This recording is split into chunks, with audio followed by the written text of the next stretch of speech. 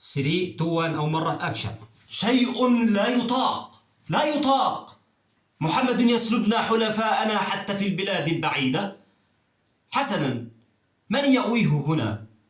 أبو طالب؟ نقاطعه، لا بيع لنا ولا شراء منهم، لا بيت يأويهم، لا يتزوجون منا ولا نتزوج منهم، وليطردوا إلى أعالي الجبال. قل لي يا أبا طالب، كيف تختار السماء نبي يأكل الطعام ويمشي في الأسواق؟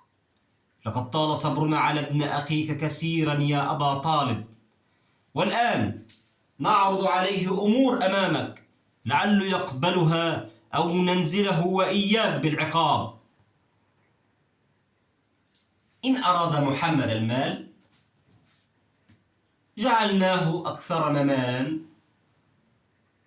إن أراد الجاه ملكناه علينا، إن أراد السلطان أعطيناه مفاتيح الكعبة.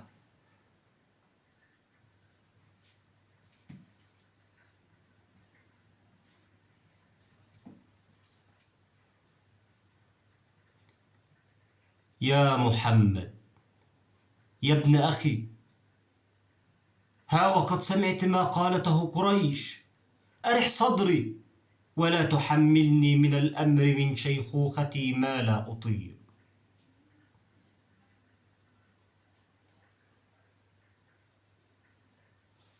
ما أعظم محمدا،